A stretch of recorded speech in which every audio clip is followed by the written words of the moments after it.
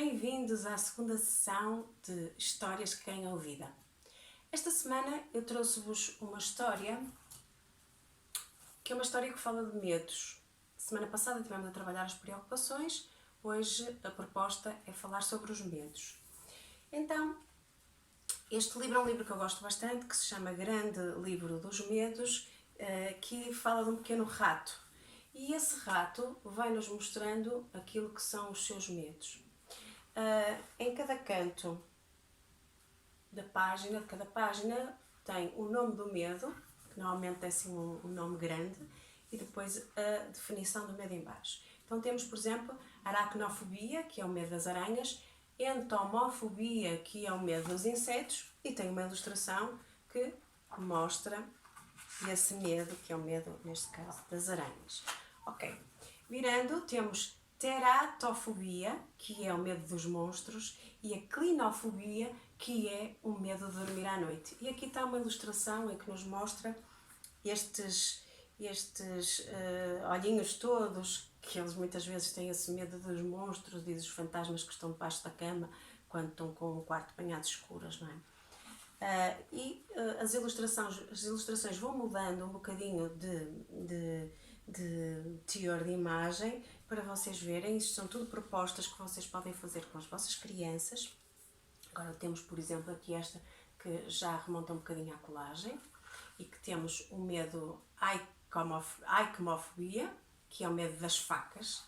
E vai tendo também frases ilustrativas, por exemplo, facas afiadas deixam-me os nervos em franja. E aqui é uma notícia sobre os x-atos sobre os ratos. E aqui também o fim da história dos ratos na quinta do corte fundo. Não é? São todas ilustrativas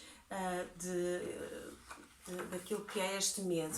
Depois temos aqui um que eu gosto bastante, que é a blutofobia, que é o medo de tomar banho, e hidrofobia, que é o medo da água. Como é que este está trabalhado? Com várias fotografias, daquelas fotografias tipo Polaroid, em que nos vão mostrando a narrativa do rato a pensar no medo dele de ir pelo ralo abaixo e de ser colocado no ralo e depois ir pelo cano abaixo, não é? E então mostra-nos toda essa narrativa através da fotografia, da imagem dele, nessa imagem mental assim, do seu medo. Depois temos a disquifobia, que é o medo de ter acidentes, e temos também a rupofobia, que é o medo da sujidade. E temos aqui o rato também, com as suas imagens sobre esses medos, que também aqui já remonta à colagem. Temos este aqui que é uma montagem, podem utilizar isto como inspiração para criar medos e ir buscar algumas imagens de revistas de internet que possam fazer uma montagem que mostre esse medo. E então temos a ligirofobia, que é o medo do barulho, e cronometrofobia, que é o medo dos relógios. Aqui tem o tic-tac, tic-tac. Podem também utilizar os sons com as crianças, dar som a esse medo, ou buscar sons que ilustrem mais esse medo, por exemplo, podem usar. Depois tem aqui isolofobia, que é o medo da solidão, não é? Depois temos este que eu gosto bastante e acrescenta aqui algo que os outros ainda não tinha acontecido nas outras ilustrações. Aqui temos onde eu estou fobia, que é o medo de se perder, e acrofobia, o medo das alturas. Okay? E aqui tem um mapa, que é o mapa do susto, da Ilha do Susto. Eu vou-vos tentar abrir aqui de forma a que possa mostrar. Ele tem um mapa que é desdobrável, que vai abrindo e que vai mostrando. Aqui é a Ilha do Susto, em que tem o susto oeste, a roda dos ventos, o susto sul e o susto norte. Depois, os nomes que vocês veem nos locais, sendo eles montes, sendo eles tipo cidades ou aldeias, são nomes que estão ligados ao susto e ao medo.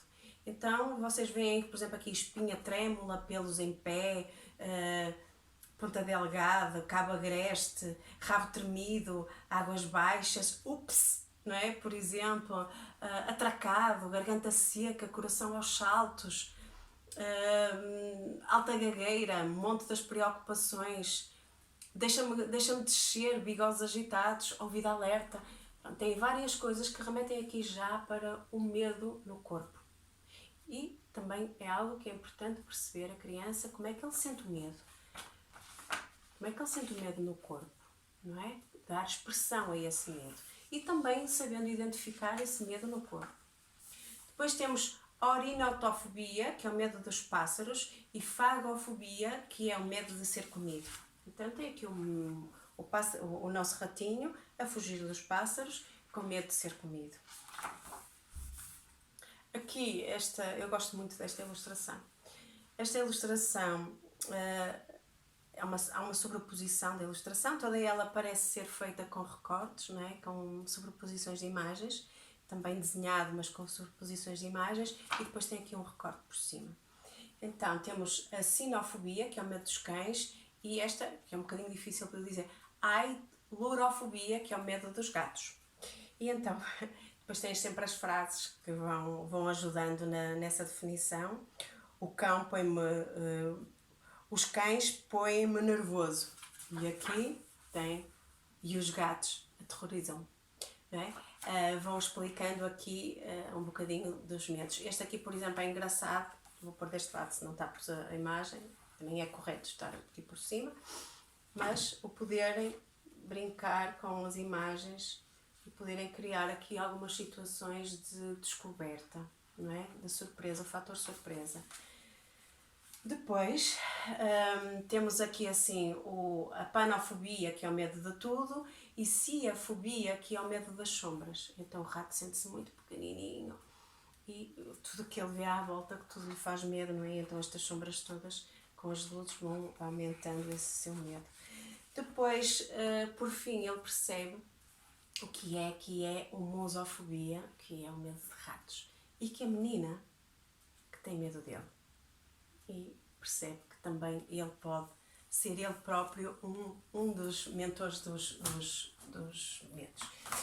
Outro livro que eu trago, porque é assim, uma das propostas que eu faço é claramente desenharem os seus medos, que pode ser desenhado, pode ser materializado, pode ser num boneco, já mostrei estes bonecos na semana passada, pode ser num boneco, pode ser este tridimensional, pode ser bidimensional, não é? Que pode ser daquele género de ilustrações que vocês viram, que pode ser com colagens, pintura, podem pintar inclusive, não é? Pintar em quadrinhos e ficar com quadrinhos, como pode ser criarem plataformas, vocês agora é que podem escolher, e a criatividade é um mundo, podemos imensas coisas, criar imensas coisas.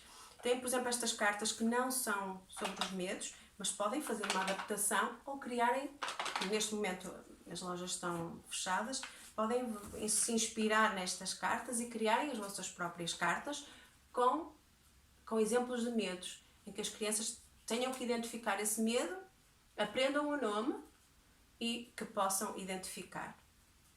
O medo de ficar sozinho em casa, por exemplo, o medo de abelhas, o medo de pássaros, sei lá, o medo daquele homem de bigode, sei lá, o medo da chuva, o medo de cães e de gatos, o medo... muitas coisas que vocês podem aqui... o medo de andar... aqui está neste caso está um comboio, mas pode ser um carro, ou bicicleta, o que quiserem. Pode ser um jogo de brincadeira em que eles vão aprendendo a falar sobre os seus medos. Aqui é sempre sobre os medos, não é sobre as emoções em geral. Emoções em geral, tenho aqui outra proposta que é disso, mas não vai ser para aí. O que eu vos proponho é que vocês possam criar. Aqui é do Monstro das Cores, fala de diversas emoções, eles falam de 6 emoções, E então eu criei isto, que é baseado no livro. O livro fala desta separação, eu só materializei. E então cada frasquinho tem um nome. Aqui está do medo, por exemplo, pegar no medo. Mas vocês podem pôr de muitos medos. Por exemplo, o medo de ficar sozinho, o medo de ser abandonado, o medo de ser discriminado, não sei, vocês agora podem colocar conforme a criança, conhecem melhor que eu, e percebendo quais são os potenciais medos deles e ajudarem dessa forma a ele poder identificar. E depois eles podem pegar em pequenos papéis, isto foi feito para os meus alunos de primeiro ciclo, e eles desenham, no caso dos mais pequenininhos desenham só, porque não sabem escrever, e os outros podem colocar alguma legenda. O que é que lhes é pedido? Uma narrativa, uma história. Uma história que eles falem sobre essa emoção, no caso dessa emoção. Aqui vocês podem colocar uma situação concreta em que eles podem falar sobre aquele medo, sobre o medo de ter sido abandonado, por exemplo. Podem criar uma caixinha destas, se for mais fácil para eles poderem falar. Vou ter que ser muito rápido porque hoje é muita informação. Depois, podem utilizar amigos em que eles se sintam mais seguros para quando trabalharem esses medos, quando estiverem a desenhar esses medos, é quase como os amigos protetores.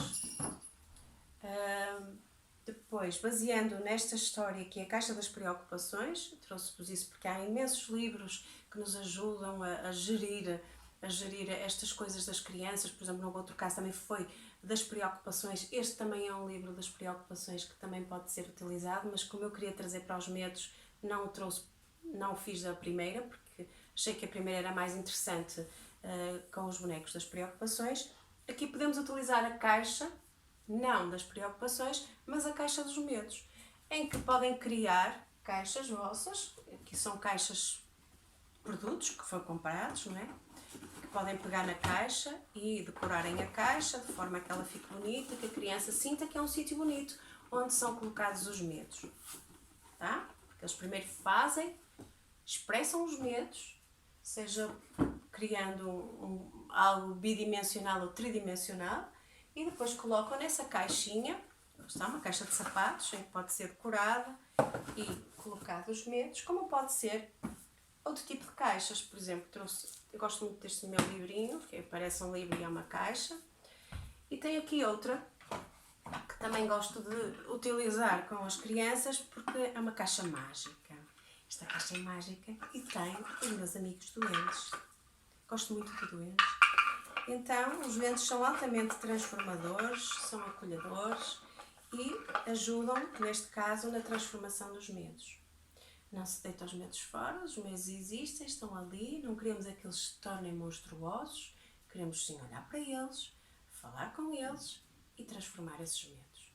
Eles só querem ser ouvidos. E é isso que nós vamos ajudar as crianças a ouvir os seus próprios medos. Eles aqui é para passar já para o próximo. Ouvir esses próprios medos que podem ficar guardados na sua caixinha, em que eles possam ver quando é que os medos ficam prontos para passar a outra etapa. Porque os medos existem, são bons, fazem parte da nossa vida. O medo pode ser nosso amigo e nos proteger, ou pode fazer com que nos bloqueie e nos paralise, e isso é um medo patológico, e esse medo nós temos realmente que ajudar as crianças e a nós próprios a superar esse medo. Então, como há aqui o lado da superação, mesmo que não seja um medo patológico, pode ser um medo que seja superado. Se eu tenho medo de sair à rua hoje, mas eu preciso ir fazer compras, então eu tenho que superar este meu medo, mas ainda bem que ele existe, senão eu vou sair de qualquer maneira, então eu vou-me proteger a sair à rua, ok? E então, podemos criar aqui algo que eu acho muito interessante, e gosto muito de fazer isto, eu gosto muito desta parte das transformações, das emoções, em que podemos criar um jardim interior, caiu água, um jardim interior em que eu vou utilizar os medos, colocando num vaso e deixando que esse medo vá sendo transformado numa planta. Pode ser semeado, só planta, ou pode ser uma pequenina planta que vá crescendo.